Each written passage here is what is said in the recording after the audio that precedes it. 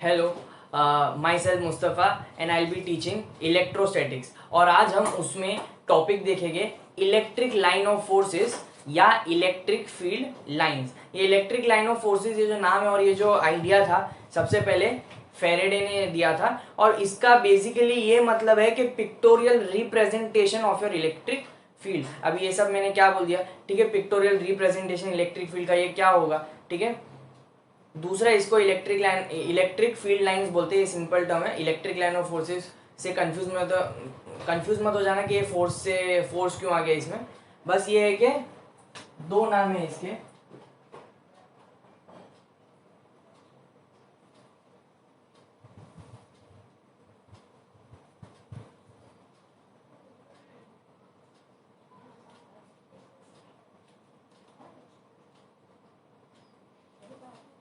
ये आइडिया किसने दिया था? फेरेडे ने। अभी इसका मतलब क्या हुआ, क्या ये इलेक्ट्रिक फील्ड लाइन?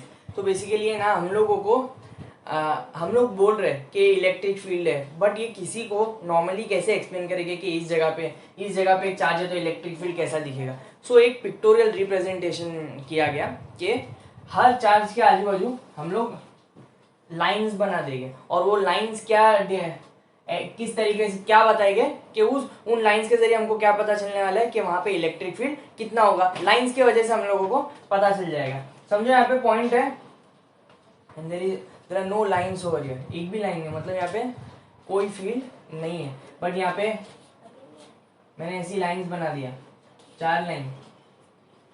मैंने यहाँ पे 4 लाइंस बना दिया। यहाँ पे एक चार्ज है, अभी के लिए मैं नहीं बोल रहा हूँ पॉजिटिव है नेगेटिव है। 4 लाइंस यहाँ से जा रही है, तो ये अगर इलेक्ट्रिक फील्ड लाइंस है तो यहाँ इस रीजन में क्या होगा, इलेक्ट्रिक फील्ड होगी। और देखो, और दूर जा रहे हो, ये एंगल बढ़ रहा है, दूर होते जा रही है। जैसे जैसे दूर जा रहे हो, ये इलेक्ट्रिक लाइंस एक दूसरे से दूर होती जा रही है। तो ठीक है, ये है इलेक्ट्रिक फील्ड लाइंस। इसका बेसिक मतलब यही है, these are imaginary lines in which if these are imaginary lines in which if we put a test positive charge जो बोला था ना, अगर वो टेस्ट चार्ज को लेके आते so it would move in a given direction if it is allowed to do so। इसका मतलब क्या हुआ, सी अगर मैं पॉजिटिव टेस्ट चार्ज लेता हूँ, ठीक है, छोटा सा जो चार्ज होता है ना Q0 अपना, ठीक है, उसको लेता हूँ और यहाँ पे मैंने पॉजिटिव चार्ज रखा हूँ, डेफिनेटली ये इसको क्या करेगा, रिपेल।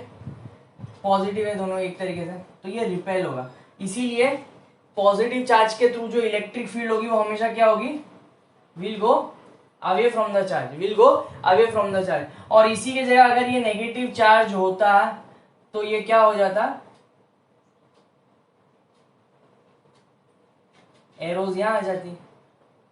तो हम लोगों को क्या पता चल रहा है, ये जो इलेक्ट्रिक लाइन ऑफ फोर्सेस है, ये इमेजिनरी लाइन है। हमने ऐसे ही सोचा है कि हम एक आइडिया बता सके कि किसी को इलेक्ट्रिक फील्ड बता रहे हैं तो किस तरीके से बताएंगे। तो ये चार्ज है, तो इसके आजू बाजू एक फील्ड है, कैसे पता चलेगी कि क्या डायरेक्शन है उस फील्ड का, क्या मैग्नीट्यूड है, पता करना है ना कि क्या डायरेक्शन होगा, क्या मैग्नीट्यूड होगा। तो हम लोगों ने इलेक्ट्रिक फील्ड इंटेंसिटी को क्या बेसिस पर पढ़ा था, टेस्ट चार्ज को कंसिडर किया था। टेस्ट चार्ज मतलब एक पॉजिटिव और बहुत स्मॉल मैग्नीट्यूड का एक चार्ज है। अगर मैं उसको ले लेता हूँ तो डेफिनेटली नेगेटिव चार्ज अगर होगा तो उसकी जो इलेक्ट्रिक फील्ड होगी वो इस डायरेक्शन में होगी। कैसे पता चला, इलेक्ट्रिक फील्ड के कॉन्सेप्ट पे जाओ। तो यही बताना है मेरे को, लोगों को बताना है कि भाई इस डायरेक्शन में। तो देखो, मैं ऐसी एक लाइन बना दूंगा और ऐसा एक एरो ड्रॉ कर दूंगा, तो इससे क्या पता चल जाएगा। अगर ये चार्ज अगर मैं नहीं भी बोलता नेगेटिव है तो आप समझ जाते कि ये नेगेटिव चार्ज है, क्योंकि इलेक्ट्रिक फील्ड चार्ज के तरफ आ रही है। वाई? बिकॉज टेस्ट चार्ज हमने जो कंसिडर किया है वो पॉजिटिव है, तो वो तो अट्रैक्ट होके आएगा। तो उस पर जो फोर्स अप्लाई होगी वो टुवर्ड्स द चार्ज होगी, टुवर्ड्स दिस चार्ज होगी। इसीलिए इलेक्ट्रिक फील्ड भी इस डायरेक्शन में होगी। तो इलेक्ट्रिक फील्ड का डायरेक्शन कैसे मिलता है हम लोगों को, इलेक्ट्रिक लाइन फील्ड के डायरेक्शन से। जो भी इलेक्ट्रिक फील्ड लाइन होगा उसका जो डायरेक्शन होगा वही इलेक्ट्रिक फील्ड का डायरेक्शन होगा। और मैग्नीट्यूड कैसे पता चलेगा, मैग्नीट्यूड पता चलेगा तो डायरेक्शन कैसे पता चलेगा इलेक्ट्रिक फील्ड का, direction of electric field is equal to direction of electric field lines। जो इलेक्ट्रिक फील्ड लाइन का डायरेक्शन है वही इलेक्ट्रिक फील्ड का डायरेक्शन। इलेक्ट्रिक फील्ड का डायरेक्शन किस जगह होगा, टुवर्ड्स द चार्ज, ठीक है, टुवर्ड्स द चार्ज होगा। और नेक्स्ट है कि मैग्नीट्यूड कितना होगा, तो magnitude of electric field will be dependent on density. अब डेंसिटी का मतलब क्या होगा, अगर यहाँ पे एक पर्टिकुलर रीजन है, ये सब लाइनों है, ये सब समझ लो लाइन ऑफ फोर्स है, इलेक्ट्रिक फील्ड लाइन है, और यहाँ पे समझ लो ये इधर कितने आ गए, 5 आ गए लाइन, इतने रीजन में कितना है, 3 ही है। डेंसिटी कहाँ ज्यादा है, इधर ज्यादा है, तो नजदीक नजदीक है, डेंसिटी ज्यादा है, तो इसकी इलेक्ट्रिक फील्ड क्या होगी, ज्यादा होगी, इसकी इलेक्ट्रिक फील्ड ज्यादा होगी और इसकी कम होगी। तो इलेक्ट्रिक फील्ड लाइन से हम अगर कहीं पे रिप्रेजेंट कर रहे हैं और हमको पता नहीं कि यहाँ पे ना इलेक्ट्रिक फील्ड बहुत ज्यादा है, तो हम क्या करेंगे, वहां पे ज्यादा लाइंस ड्रॉ करके एक्सप्लेन करेंगे। आई होप आप लोगों को ये जो पर्टिकुलर एक दो बेसिक थे, जो डायरेक्शन कैसे पता चलता है इलेक्ट्रिक फील्ड लाइन से, इलेक्ट्रिक फील्ड लाइन को यूज करके हम दूसरों को कैसे बता सकते हैं, हमको एक फील्ड के बारे में आइडिया है कि इसका डायरेक्शन क्या होगा, ये क्या, अब लोगों को एक्सप्लेन करना है, सिंपली एक डायग्राम बना देंगे तो सबको अंडरस्टैंडिंग आ जाएगा। अच्छा, इस पर्टिकुलर रीजन में इलेक्ट्रिक फील्ड ऐसी है, इसका ये मैग्नीट्यूड यहाँ पे ज्यादा होगा, यहाँ पे कम होगा, या इक्वल है हर जगह पे, या अनइक्वल कहाँ पे है, कहाँ पे कम हो रहा है, कहाँ पे ज्यादा हो रहा है, कहाँ पे डायरेक्शन चेंज हो रहा है, ये सारी जो चीजें हम लोगों को पता चल जाएगी अगर हम लोग इलेक्ट्रिक फील्ड लाइंस के जो प्रॉपर्टीज है आगे उसको अगर पढ़े, तो हम लोग को समझ में आएगा कि इलेक्ट्रिक फील्ड लाइन को किन प्रिंसिपल के बेसिस पे बनाना है। कुछ रूल्स है सेट, कुछ रूल सेट किए गए कि इलेक्ट्रिक फील्ड लाइंस कुछ रूल्स फॉलो करेगी, तो अगर वो रूल्स हमें समझ में आ गए तो हम लोगों को पूरा आइडिया क्लियर हो जाएगा कि इलेक्ट्रिक फील्ड लाइंस को हम लोग अच्छे से यूज करके कैसे एक पर्टिकुलर रीजन में जो इलेक्ट्रिक फील्ड है उसको पिक्चर या पिक्टोरियली हम लोग डिपिक्ट कर सकते हैं या बता सकते हैं, रे डायग्राम जैसे बोल लो इसको, ऐसा कुछ करके हम लोग एक फील्ड रीजन में जो फील्ड है उसको डिस्क्राइब कर सकते हैं। सो आई होप आप लोग को ये पर्टिकुलर टॉपिक तो इतना क्लियर हुआ। अभी हम लोग समझते हैं कि फेरेडे ने किस बेसिस पे ये कॉन्सेप्ट को इंट्रोड्यूस किया था। एज पर फेरेडे ना, अभी हम लोगों को ये तो पता था कि जो इलेक्ट्रिक फील्ड होती है inversely proportional to r square, right, electric field intensity is inversely proportional to r square. तो उसने कहा कोई भी एक चार्ज है तो यहाँ पे इलेक्ट्रिक फील्ड जाएगी, यहाँ पे होगी, मान लेते हैं यहाँ पे होगी, फिर यहाँ पे होगी, फिर वो आगे बढ़ेगी, लेकिन मैग्नीट्यूड आगे जाके कम हो जाएगा क्योंकि inversely proportional square of the distance between them है, तो छोटा एरो बनाया, फिर आगे जाके और कम हो जाएगी। ये अगर पॉजिटिव चार्ज में मान लेता हूं तो इसी को हम लोग सीधा कैसे बताएंगे, 4 एरोज ऐसे, पॉजिटिव चार्ज इस डायरेक्शन में एरो, और ये इस तरीके से हम लोगों को फेरेडे के टर्म्स में ऐसा था कि आगे बढ़ती जाएगी और फील्ड की जो वैल्यू है, जो हम लोग एरोज को छोटा करते जाएंगे, लेकिन ये कभी रुकेगी, कभी नहीं रुकेगी, फील्ड कभी एंड नहीं होगी, जब तक ये कंडीशन नहीं मीट होगी तब तक ये फील्ड कभी एंड नहीं होगी, इन्फिनिटी तक ये फील्ड ट्रेवल करने वाली है। वैल्यू कम होती चली जाएगी बट वो कभी भी जीरो या हम लोग उसको वो नहीं कर सकते, निग्लेक्ट नहीं कर सकते, ये फील्ड इनफाइनाइट तक ये चलती रहेगी, ये फील्ड ट्रेवल करेगी इन्फिनिटी तक, ठीक है, इन्फिनिटी तक ये फील्ड ट्रेवल करने वाली है। तो अभी हम लोगों को दो क्लियर पॉइंट, दो सबसे इंपॉर्टेंट पॉइंट समझने चाहिए कि डायरेक्शन इलेक्ट्रिक फील्ड को देख के कैसे पता चलता है कि हमेशा जो पॉजिटिव चार्ज होगा उससे इलेक्ट्रिक फील्ड जाएगी, इलेक्ट्रिक फील्ड विल मूव, और electric field will start from positive charge, मतलब पॉजिटिव चार्ज से निकलेगी और नेगेटिव चार्ज के तरफ आ जाएगी, नेगेटिव चार्ज के तरफ आ जाएगी, मतलब टर्मिनेट हो सकती है वहां पे, नेगेटिव चार्ज के तरफ आके टर्मिनेट हो जाती है, ठीक है। तो हम लोग अभी क्या करते हैं,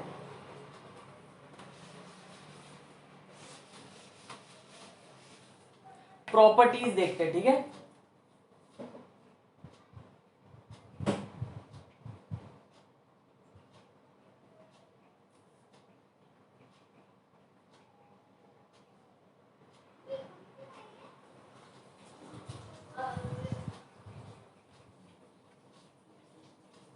इलेक्ट्रिक फील्ड लाइंस की प्रॉपर्टीज देखते हैं। जो पहली सबसे इंपॉर्टेंट प्रॉपर्टी यही है कि इलेक्ट्रिक लाइन ऑफ फोर्सेस जो है विल स्टार्ट और will originate from positive charge and will terminate at negative charge.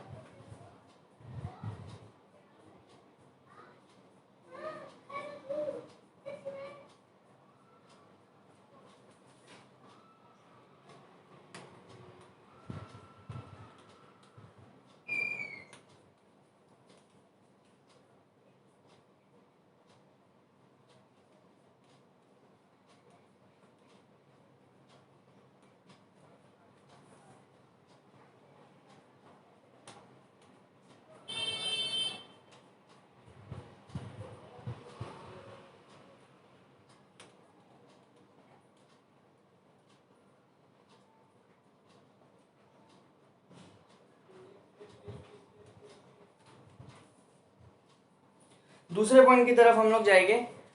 अगर पहले पॉइंट को समझना है तो देखो, मैंने पहले ही बताया ये जो पॉजिटिव चार्ज है अगर ये प्लस क्यू है तो इधर से फील्ड क्या होगी, बाहर जाएगी, और नेगेटिव चार्ज अगर माइनस क्यू है तो इसके तरफ फील्ड अंदर की तरफ आप एरो से बताओगे। ठीक है, ये आपका नेगेटिव चार्ज है माइनस क्यू, ये नेगेटिव चार्ज है। अच्छा, अगर एक चार्ज यहाँ पे पॉजिटिव रखा हुआ है प्लस क्यू और यहाँ पे एक चार्ज रखा हुआ है माइनस क्यू, तो इधर से इधर की तरफ इलेक्ट्रिक फील्ड होगी। दूसरा है ये, दूसरा इंपॉर्टेंट जो हमारी प्रॉपर्टी है वो ये है कि electric field lines will never form a closed loop. Electric field lines will never form a closed loop. कभी भी एक क्लोज लूप नहीं बनेगा। जैसे यहीं पे देखो पॉजिटिव से नेगेटिव गया, नेगेटिव से फिर वो पॉजिटिव की तरफ ऐसा नहीं जाएगा, क्योंकि ये पहला जो प्रॉपर्टी है उसको वो वायलेट कर देगा, इसीलिए नेगेटिव से पॉजिटिव, पॉजिटिव पे आके नेगेटिव पे खत्म हो जाएगा। Third, electric field lines never ends in a region, in a given region electric field line never end, मतलब वो आगे बढ़ती जाती है। और आप बोलोगे सर पहले ही इसमें आपने लिखा है टर्मिनेट तो होती है, वो तो जब ना जब भी नेगेटिव चार्ज उसको मिल जाएगा। अगर हम लोग एक पॉजिटिव चार्ज को कंसीडर करते हैं तो वो इन्फिनिटी तक वो away from the positive charge उसकी इलेक्ट्रिक फील्ड मूव करेगी उस डायरेक्शन में, और अगर नेगेटिव चार्ज है तो किसी इनफाइनाइट पोजिशन से वो इलेक्ट्रिक फील्ड यहाँ तक आ रही होगी। ठीक है,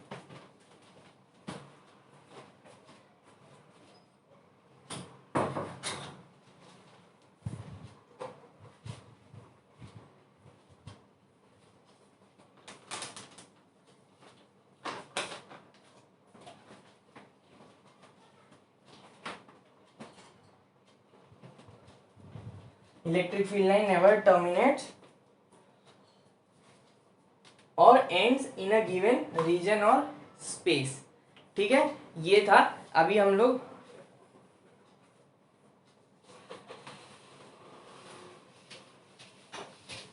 अभी हम लोग फोर्थ जो प्रॉपर्टी है वो पढ़ेंगे। फोर्थ प्रॉपर्टी क्या बोलती है कि जो नंबर ऑफ फील्ड लाइंस होगी वो सब्जेक्टिव है। जैसे अगर मैं मान लो एक चार्ज है उसके आजू बाजू ऐसे 4 लाइन बना रहा हूं,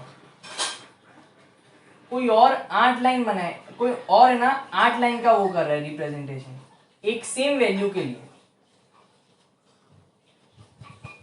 सेम चार्ज और इलेक्ट्रिक फील्ड का वैल्यू सेम है, बट वो ऐसा, तो आप बोलोगे सर नहीं आपने तो बोला था जहां ज्यादा लाइंस होगी तो वहां पे इलेक्ट्रिक फील्ड बढ़ जाती है। हम लोग ये मान रहे, हम सी आफ्टर ऑल ये जो डायग्राम या जो ये रिप्रेजेंटेशन है, जो ये डायग्राम्स को यूज करके करना है वो हम करने वाले, तो हम स्टैंडर्ड सेट कर सकते हैं कि अगर मैंने पॉजिटिव चार्ज के लिए 4 लाइंस ली है प्लस क्यू के लिए, तो 2Q के लिए कितना लूंगा, 8 लेना पड़ेगा।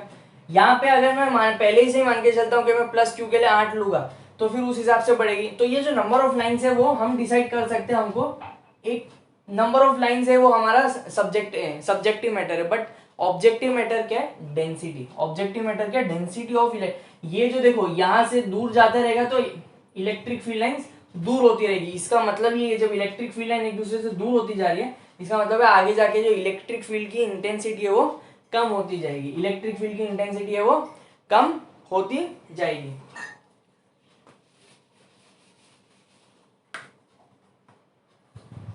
तो the number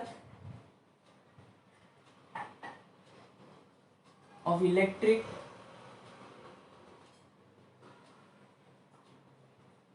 field line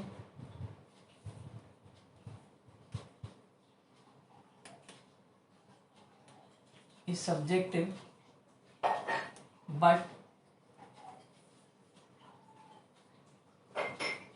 the density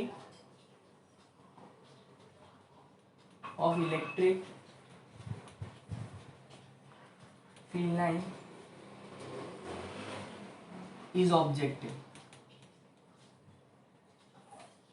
fifth point जो हमारा है, फिफ्थ पॉइंट हमारा क्या है, जो मैग्नीट्यूड होगा इलेक्ट्रिक फील्ड का will be directly proportional to the number of electric line of forces. जितनी इलेक्ट्रिक लाइन ऑफ फोर्स होगा उतना ही वो उसका मैग्नीट्यूड होगा। तो आप इस पॉइंट से उसको कंफ्यूज मत करना, ये तो स्टैंडर्ड सेट करने के लिए था। यहाँ पे जो मैंने नंबर ऑफ लाइन बोला है वो हम अगर एक पर्टिकुलर इलेक्ट्रिक फील्ड को पिक्टोरियली रिप्रेजेंट करना चाहते तो हम एक स्टैंडर्ड सेट कर सकते कि इसके लिए इतना होगा, इसके लिए इतना होगा। जो इसी से लिंक ये नेक्स्ट पॉइंट भी है एक्चुअली, जो मैग्नीट्यूड होगा ना इलेक्ट्रिक फील्ड का,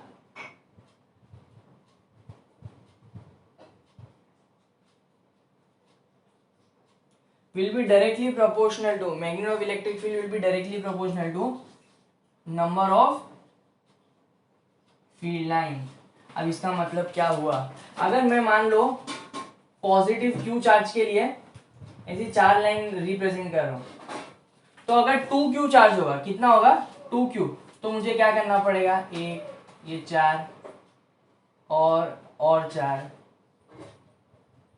ये कैसा होगा, ये 2Q है। अगर 3Q हो गया तो 12 लाइंस बनानी पड़ेगी, मतलब इस क्वाड्रेंट में एक और आएगी, इधर एक और आएगी, इधर एक और, इधर एक और। 4Q हो गई तो 16 लाइन ड्रॉ करनी पड़ेगी।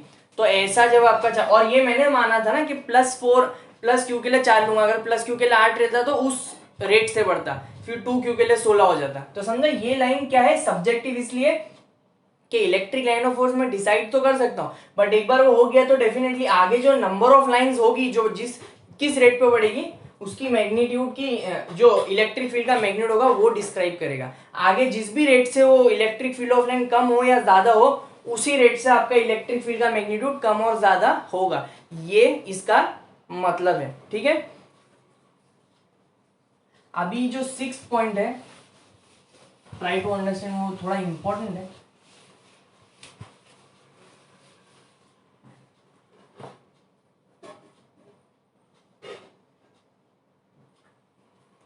ओके, सो 6th पॉइंट क्या बोलते हैं, the electric field lines are symmetric about the line joining the two charges. Line joining the two charges, मान लो एक चार्ज आपका पॉजिटिव Q है, मैं एक क्वेश्चन से एक्सप्लेन करता हूँ, ठीक है, और यहाँ पे नेगेटिव Q है, यहाँ पे नेगेटिव Q है, ये इन दोनों चार्ज के को ज्वाइन करने वाली लाइन है। ठीक है, ये नेगेटिव चार्ज Q है, ये line joining these two charges. ठीक है, अगर मान लेते इस चार्ज से एक लाइन निकली है और इधर ऐसा आई है, इस चार्ज से एक लाइन निकली है और इधर ऐसे आई है, ठीक है, ये इस डायरेक्शन में जा रही है, ये इस डायरेक्शन में जा रही है, मतलब दो लाइन ऑफ फोर्सेस देखो, पॉजिटिव चार्ज से निकली है और नेगेटिव चार्ज की तरफ आई है, नेगेटिव चार्ज की तरफ आई।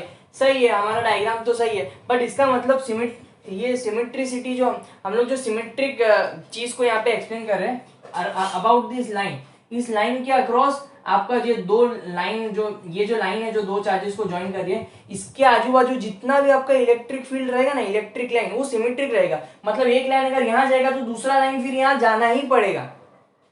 ये लाइन अगर एक इस डायरेक्शन में जा रहा है तो एक को इस डायरेक्शन में फिर जाना पड़ेगा, सिमेट्रिक रहना चाहिए पूरी तरीके से।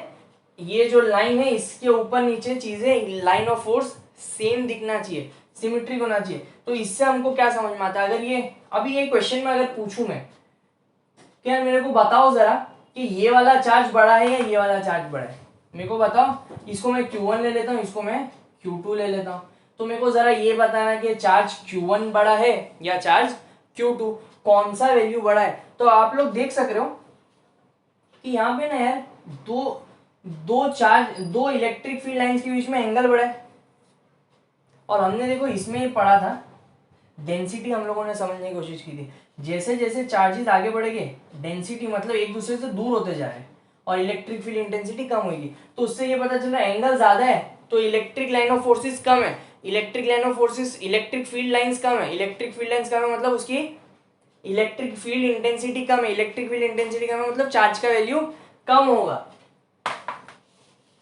तो आप लोग देख सकते हो ये एंगल अल्फा ले लो, ये एंगल बीटा ले लो, तो ये कैसा लग रहा है, ये चार्ज है, एक लाइन ऑफ फोर्स यहाँ से आ रहा है, एक लाइन ऑफ फोर्स यहाँ से आ रहा है, और यहाँ पे जो चार्ज है एक लाइन ऑफ फोर्स इधर से आ रहा है, एक लाइन ऑफ फोर्स इधर से, मतलब इधर और भी ज्यादा लाइन ऑफ फोर्सेस एडजस्ट होने वाले हैं, यहाँ पे कम होंगे। तो इधर जो number of line of forces होगा वो कम होगा, इधर ज्यादा होगा, इसीलिए चार्ज Q2 का वैल्यू मैग्नीट्यूड वाइज बड़ा होगा। डेफिनेटली ये नेगेटिव है और ये पॉजिटिव है इस पर्टिकुलर एग्जाम्पल में। सो आई होप आप लोग को ये इसी चीज से पता चलेगा। अगर हम लोग को ये नहीं समझता कि सिमेट्रिक नहीं होता लाइन के अक्रॉस, तो हम लोग कभी भी ये नहीं समझ पाते कि सिमेट्रिक है इसीलिए अब जो जो यहाँ पे है वो यहाँ पे होगा। मतलब अगर और भी लाइन ऑफ फोर्सेस होती, अगर एक यहाँ से जाती तो एक यहाँ से जाती, यहाँ पे और होती, बट हम लोग को ये बताना है कि चार्ज का वैल्यू किसका बड़ा है। इससे ये देख के समझ में आ गया, अच्छा ये तो सिमेट्रिक वाली बात बोल रहे हैं, क्योंकि डायग्राम ही एकदम सिमेट्रिक बना हुआ है। इस लाइन के अक्रॉस ये पूरा डायग्राम जो है लाइन ऑफ फोर्सेस सिमेट्रिकली बनी हुई है, जैसा यहाँ से जा रहा है वैसा यहाँ से जा रहा है, ठीक है। अगर ये यहाँ से ऐसा जाता और इधर से ऐसा जाता, चलता क्या? नहीं, सिमेट्रिकली ही जाना पड़ेगा। मतलब एक लाइन ऑफ फोर्स अगर इसका यहाँ है तो दूसरा इसका यहीं पे होगा, और इसका यहाँ है तो इसका यहीं पे होगा। इसीलिए डायग्राम ऊपर और नीचे दोनों जगह दिखने में सेम है। और यहाँ पे इसका एंगल ज्यादा है, मतलब इधर electric line of forces separated है, ज्यादा दूरी पे, और ज्यादा दूरी पे मतलब इलेक्ट्रिक फील्ड इंटेंसिटी कम है, इसका मतलब चार्ज की वैल्यू कम होगी। सो अभी हम लोग सेवेंथ प्रॉपर्टी पे जाते हैं। सेवेंथ प्रॉपर्टी क्या होती है? सेवेंथ प्रॉपर्टी का ये है कि जब भी इलेक्ट्रिक लाइन ऑफ फोर्स होगी वो हमेशा चार्ज को परपेंडिकुलर होगी। Electric field lines will always be perpendicular to the surface of the charge.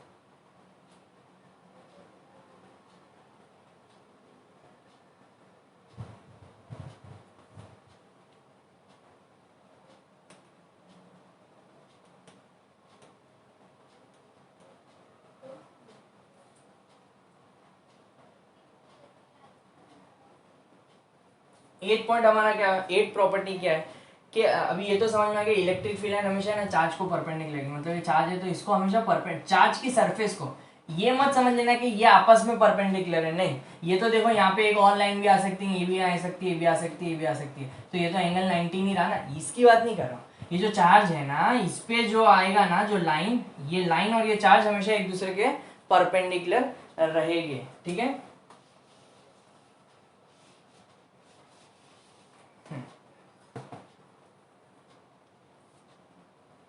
अब जो एक पॉइंट है, अब ये भी डेफिनेटली बहुत इंपॉर्टेंट है। एक पर्टिकुलर पॉइंट है, फील्ड है, बहुत ज़्यादा बड़ा है ना रीजन है, यहाँ पे इलेक्ट्रिक फील्ड है, कोई एक पॉइंट है, वहाँ पे अगर हमको बताना कि इलेक्ट्रिक फील्ड का स्ट्रेंथ कितना रहेगा, तो हम लोगों को किससे पता चलता है? Density of the electric field. So the density या closeness of electric field lines in a particular given region gives the idea about the electric field at that point, ठीक है। The density of electric field lines, the density of electric field lines at a given point in a region, the density of electric field lines at a given point in a region gives the idea about the electric field intensity at that point.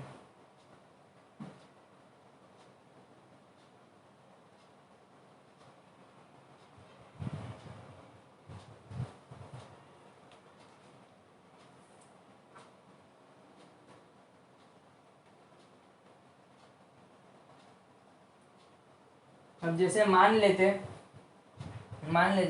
कि यहाँ पे ना ऐसा कुछ reason बना हुआ है, ठीक है। ये देखो यहाँ पे एक लाइन ऐसी भी जा रही है। अच्छा, ये पॉइंट ए है, ये पॉइंट बी है, ये पॉइंट सी है। ये पॉइंट ए पे देखो तीनों फील्ड जो लाइन ऑफ फोर्सेस है, तीनों लाइन है, देखो कितनी नजदीक है, सी पे भी कितनी नजदीक है, बी पे दूर दूर है। तो इससे क्या पता चलता है, जो इलेक्ट्रिक फील्ड इंटेंसिटी ए पे रहेगी वो बी से तो ज्यादा रहेगी, ए की जो है वो बी से ज्यादा रहेगी, जो सी की है वो भी ज्यादा रहेगी। और अगर देखा जाए तो सी और ए पे सेम है, सी और ए पे लाइन ऑफ फोर्सेस सेम है, ठीक है। सो ये दो प्रॉपर्टी है। अभी हम लोग आगे बढ़ते हैं।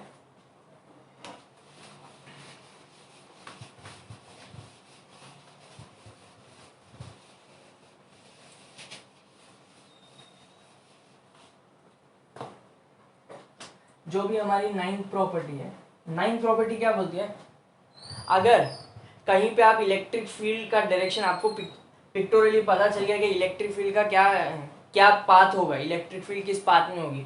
मान लेते कि एक चार्ज से दूसरे चार्ज में इलेक्ट्रिक फील्ड आपकी ऐसी जा रही है, ठीक है। तो किसी भी पॉइंट पे अगर आपको डायरेक्शन का पता लगाना कि भाई ये पॉइंट पे इलेक्ट्रिक फील्ड इंटेंसिटी का डायरेक्शन क्या है, तो आप वहां पे क्या करोगे, टेंजेंट ड्रॉ कर दोगे। क्या ड्रॉ कर दोगे, tangent.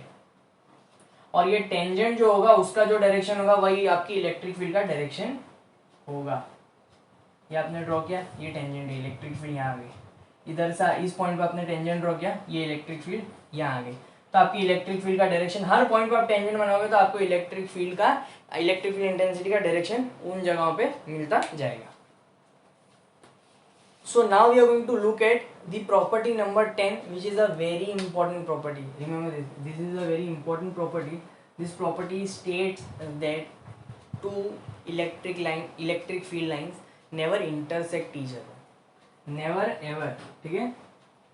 Two electric field lines never intersect, ठीक है, इंटरसेक्ट ईच अदर। ठीक है, ये दो इलेक्ट्रिक फील्ड लाइंस कभी भी एक दूसरे को इंटरसेक्ट नहीं करेगी। इसका रीजन समझ लो, बहुत सिंपल है। अगर एक इलेक्ट्रिक फील्ड लाइन यहाँ जा रही है, एक इलेक्ट्रिक फील्ड लाइन यहाँ जा रही है, ये हो गया इंटरसेक्ट यहाँ पे। अब इस पॉइंट पे ना, एक पॉइंट पे रीजन पे इलेक्ट्रिक फील्ड के दो डायरेक्शन है। अब एक गिवन पॉइंट पे तो इलेक्ट्रिक फील्ड के दो डायरेक्शन नहीं हो सकता ना। एक गिवन पॉइंट पे इलेक्ट्रिक फील्ड या तो इस डायरेक्शन में जा सकती है या उस डायरेक्शन में जा सकती है। ये तो वाइलेशन हो गया। ठीक है, ये बहुत बड़ा कॉन्ट्राडिक्शन है कि एक ही जगह पे दो डायरेक्शन है इलेक्ट्रिक फील्ड के। ठीक है, इमेजिनरी चीज हो गई है, ये प्रैक्टिकली पॉसिबल नहीं है। तो इसी रीजन से हम लोगों को एक आइडिया, एक रूल है कि कभी भी इलेक्ट्रिक लाइन ऑफ फोर्स कभी भी एक दूसरे को इंटरसेक्ट नहीं करेगी, कभी भी इंटरसेक्ट नहीं करेगी। ठीक है, सो मान लेते कि हमारे पास दो पॉजिटिव चार्ज है। मान लेते हैं हमारे पास दो पॉजिटिव चार्ज है। क्या होगा, ये इलेक्ट्रिक लाइन ऑफ फोर्स यहाँ है। अच्छा, मान लो इलेक्ट्रिक लाइन ऑफ फोर्स इधर होगी, इधर होगी, इधर होगी, इधर होगी, ये इधर होगी। इसके ये जो इधर दो जा रहे हैं वो ठीक, इसके ये जो इधर दो जा रहे हैं वो ठीक। ये जो दो है वो क्या होने वाला है मालूम है, इसके इन दोनों के साथ क्या होगा, ये आगे जाके इंटरसेक्ट हो जाएंगे, ये आगे जाके इंटरसेक्ट हो सकते हैं। तो ऐसे केस में क्या होगा पता है, ऐसे केस में क्या होगा, ये इंटरसेक्ट नहीं होंगे, ये इंटरसेक्ट नहीं होंगे। क्या होगा, यहां से जो ये जो दो लाइन है, ठीक है सिंपल है, यहां पर भी बना दो, बट यहाँ पे लाइन ऐसे जाने वाली है, ये लाइन ऐसे जाने वाली है, ये इंटरसेक्ट होगा। तो इंटरसेक्ट ना हो तो एक यहाँ से जो फील्ड है वो ऐसी चली जाएगी और यहाँ से जो फील्ड है वो ऐसी चली जाएगी। यहाँ से भी यहाँ आगे इंटरसेक्शन हो सकता था, बट हम लोगों के इस पॉइंट के हिसाब से ये लाइन इंटरसेक्ट कभी नहीं होगी। तो ये यहाँ और ये यहाँ, तो आपका एक इलेक्ट्रिक फील्ड लाइन यहाँ है, तो एक यहाँ है, ये वाला यहाँ है, ये वाला यहाँ है, ये वाला यहाँ। अब भी चार्ज है, अब ये दोनों पॉजिटिव चार्ज है। इसका मतलब है कि जो रिपल्सिव नेचर होगा ना इन दोनों के बीच में, एक रिपल्सिव फोर्स होगा। तो इसके वजह से इलेक्ट्रिक लाइन ऑफ फोर्स ऐसे जाएगी, कभी भी इंटरसेक्ट नहीं करेगी, कभी भी इंटरसेक्ट नहीं करेगी। ठीक है, यही अगर मैं आप है ना, एक पॉजिटिव चार्ज और एक नेगेटिव चार्ज है, ये यहाँ, ये यहाँ, ये यहाँ, ये यहाँ, ये इधर आएगा, ये इधर, ये इस डायरेक्शन में और ये इस डायरेक्शन में। तो क्या होगा ना, ये पॉजिटिव और ये नेगेटिव मीट हो जाएगा, ये पॉजिटिव या नेगेटिव मीट हो जाएगा और ये पॉजिटिव और ये नेगेटिव मीट हो जाएगा। तो ये दो लाइन ऑफ फोर्सेस एक जगह पे आ जाएगी, ये दो लाइन ऑफ फोर्सेस इधर आ जाएगी और बाकी के दो लाइन ऑफ फोर्सेस का कोई वो नहीं है। ठीक है, तो ये दो लाइन ऑफ फोर्सेस ऐसे ज्वाइन हो जाएगी।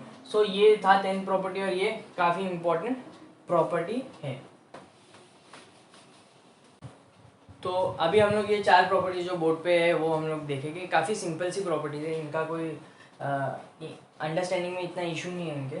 ठीक है, पहला जो है field lines repel positive charge, attract negative charge. ये तो बहुत सिंपल सी बात ही है, ये होगा इसीलिए क्योंकि हम लोगों ने टेस्ट चार्ज को क्या कंसिडर किया था, पॉजिटिव, और पॉजिटिव कंसीडर किया था इसीलिए ना, इसीलिए जो पॉजिटिव चार्ज की electric line of force is always away from that. इसीलिए जो पॉजिटिव चार्ज अगर आएगा तो कहीं पर भी इलेक्ट्रिक लाइन ऑफ फोर्स दिखी आपको तो पॉजिटिव चार्ज आएगा तो रिपेल करेगा और नेगेटिव चार्ज आएगा तो उसको अट्रैक्ट कर लेगा। Negative charge electric line of force, कहीं पर भी इलेक्ट्रिक फील्ड दिखेगी पॉजिटिव चार्ज उसको रिपेल करेगा और नेगेटिव चार्ज मतलब पॉजिटिव चार्ज रिपेल हो जाएगा और नेगेटिव चार्ज अट्रैक्ट हो जाएगा। ये भी आप लोग समझ सकते हो, ठीक है। और parallel straight equi spaced field lines represents uniform electric field. अगर ऐसी इक्वली स्पेस्ड फील्ड है, मतलब चार लाइन है एकदम डिस्टेंस उनके बीच में सेम है, स्ट्रेट है, इक्वी स्पेस्ड है, पैरेलल है, तो आप इसको बोल सकते हो यूनिफॉर्म इलेक्ट्रिक फील्ड है। क्या यूनिफॉर्म इलेक्ट्रिक फील्ड? अगर एक फील्ड ऐसी होती है, इक्वी स्पेस नहीं है, कुछ भी डिस्टेंस है, कहीं भी जा रही है, पैरेलल नहीं, ठीक है, तो इसको हम बोल सकते हैं नॉन यूनिफॉर्म। क्या बोलेंगे इसको? नॉन यूनिफॉर्म, ठीक है, इसको नॉन यूनिफॉर्म बोलेंगे। Very important point, 13 point important है, सिंपल है समझने में लेकिन इंपॉर्टेंट है। अंडर इलेक्ट्रोस्टैटिक कंडीशन, अभी इलेक्ट्रोस्टैटिक कंडीशन डाल दिया इसमें, ठीक है। दूसरा क्या कंडीशन होता है? इलेक्ट्रोडायनेमिक्स हो सकते हैं जी। तो इलेक्ट्रोस्टैटिक कंडीशन जब तक है, इस कंडक्टर के अंदर ना इलेक्ट्रिक फील्ड जो रहेगी हमेशा जीरो रहेगी। क्यों? क्योंकि अगर इलेक्ट्रिक फील्ड अगर अंदर आ गई, इलेक्ट्रिक फील्ड आ जाती है तो क्या हो जाएगा? चार्जेस एक डायरेक्शन में मूव होना शुरू हो जाएंगे। जैसे ही आप कंडक्टर में देखो, इलेक्ट्रॉन तो कहीं भी मूव करते हैं रैंडम डायरेक्शन में, बट आप जैसे ही एक बैटरी सप्लाई लगाते हो, क्या होता है? चार्जेस एक डायरेक्शन में मूव होना शुरू होते हैं। मतलब आजू बाजू एक इलेक्ट्रिक फील्ड आ गई है ना, आजू बाजू कंडक्टर के आजू बाजू इलेक्ट्रिक फील्ड आ गई है, तो चार्ज है ना एक डायरेक्शन में मूव होना शुरू हो गया, तो करंट फ्लो होना शुरू हो जाएगा। और करंट फ्लो होना शुरू हो गया मतलब ये इलेक्ट्रोडायनेमिक्स हो गया। तब अंदर इलेक्ट्रिक फील्ड हो या ना हो ये अलग बात, लेकिन अगर एक मेटल या एक कंडक्टर रेस्ट पे, तो उसके अंदर इलेक्ट्रोस्टैटिक कंडीशन में इलेक्ट्रिक फील्ड हमेशा एब्सेंट रहेगी। इलेक्ट्रिक फील्ड इंटेंसिटी कभी भी कंडक्टर के अंदर नहीं होती है, कंडक्टर के अंदर इलेक्ट्रिक फील्ड इंटेंसिटी कभी भी नहीं रहती है, ठीक है। लास्ट इलेक्ट्रिक फील्ड लाइन जो होगी भी ना, परपेंडिकुलर की सरफेस ऑफ द कंडक्टर, मतलब सरफेस पे हमेशा यहाँ नहीं होगी, यहाँ पे टर्मिनेट देखो, इधर नहीं होगी, इधर से फिर परपेंडिकुलर रहेगी सरफेस पे, ठीक है।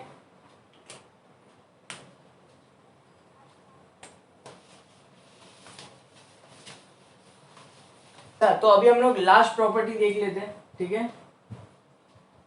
नियर एंड फार फील्ड्स का कॉन्सेप्ट, ये एक्चुअली क्या है, ठीक है।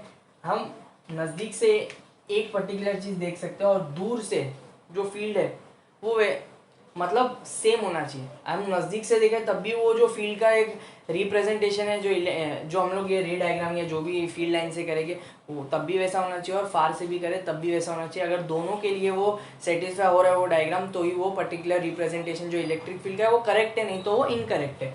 जैसे कि मैं एक एग्जाम्पल से आप लोग को एक्सप्लेन करता हूँ। मान लेते हैं यहाँ पे आपके पास +2Q का चार्ज है और यहाँ पे आपके पास -Q का चार्ज है। मान लेते हैं एक पॉजिटिव चार्ज Q के अराउंड मैं 4 लाइंस बता रहा हूँ, तो यहाँ पे कैसे कितनी लाइंस आएगी? यहाँ पे एक आएगी, यहाँ पे दूसरी आएगी, यहाँ पे तीसरी आएगी, यहाँ पे चौथी आएगी। ये मान लो एक क्वाड्रेंट में बना रहा हूँ खाली आसानी के लिए, ठीक है। ये क्वाड्रेंट बना रहा है यहाँ पे, तो यहाँ पे एक क्वाड्रेंट में एक है, तो यहाँ पे कितनी होगी? 2।